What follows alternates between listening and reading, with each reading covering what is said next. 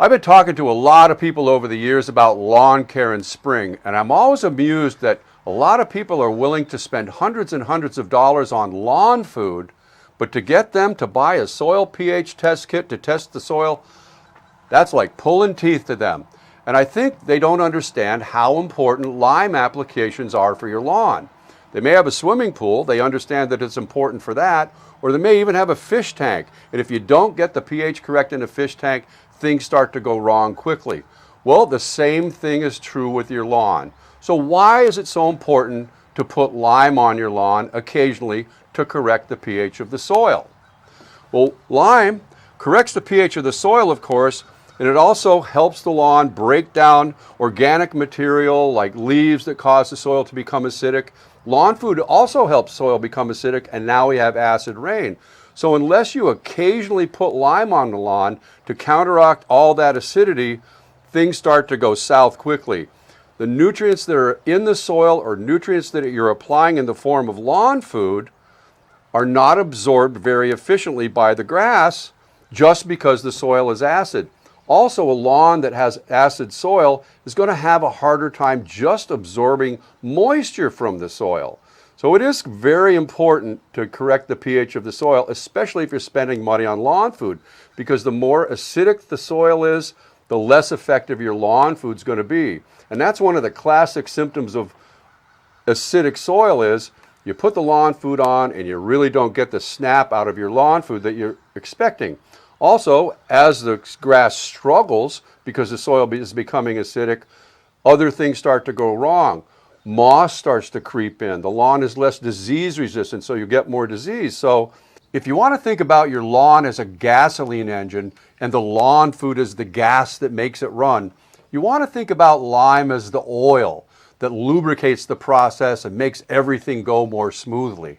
Applying lime to the lawn is actually as important as putting lawn food on. And once you've corrected the pH of the soil, you really don't need to check it or apply lime for 3 to 5 years. So it's not something you need to do every year, but if you don't know what the pH of your soil is, it's certainly worth doing a pH test and correcting it so you know what your starting point is. I think perhaps the thing that terrorizes people about doing a lawn soil test is that it seems scientific and confusing. And yes, there is a test tube involved, so I guess it is a little bit scientific, but it is just about as hard as making a sandwich. So really don't be intimidated by doing a soil pH test. Easiest thing in the world to do.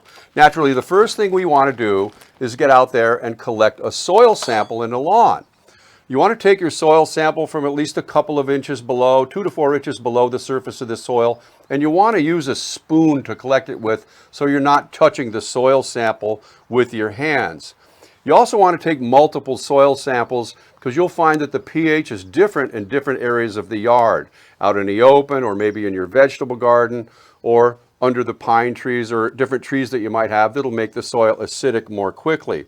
And once you have your soil samples, then you're going to want to bring it over where you're going to do your test, and you need to have distilled water. You must use distilled water in your soil pH test. It's the only water that you can buy that has no minerals in it. You can't use tap water.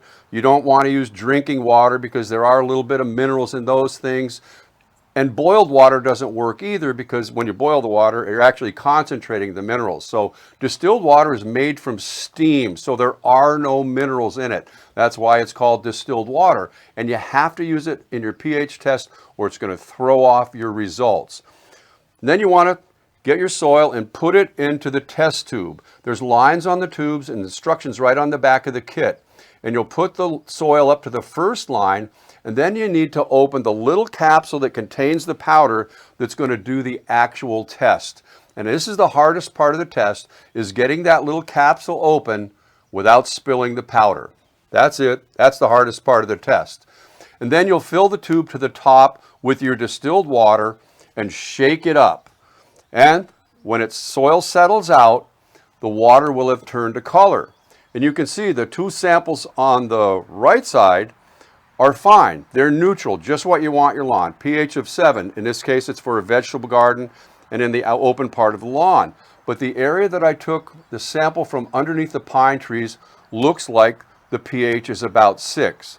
So how do we correct that? We correct that with pelletized lime. Pelletized lime is like powdered lime, but it's reconstituted back into pellets so that it's easy to spread over the lawn so that you can use it with your lawn spreader without it flying across the road and down the street like powdered lime would. Now, I've got a pH of 6, so how much lime do I need to apply to the lawn to do that? With this pelletized lime, if your soil is a pH of 6, 40 pounds on 1,000 square feet will bring it from 6 to 7, which is what you want for a healthy lawn. If the pH is even lower, say 5, that 40 pounds now only goes onto 500 square feet, and so on. If the pH is 4, it'll cover 250 square feet.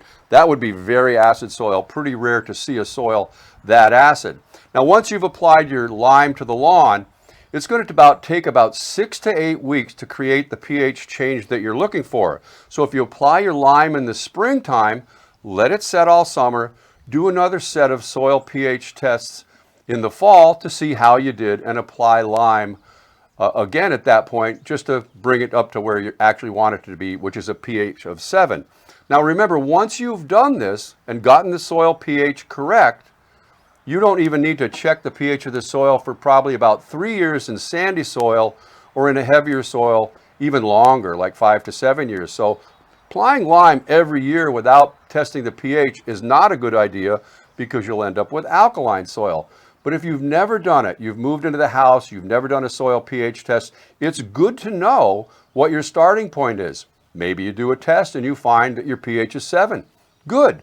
At least you know that. You know you don't need to apply lime, but check it again in a few years. Because remember, your fertilizer applications, rotting leaves and twigs in the soil, even grass clippings, and acid rain all contribute to soil acidification. And in fact, soil always gradually becomes more and more acidic. That's just the way soil works. So take a few minutes. When somebody tries to offer you a soil pH test, take it.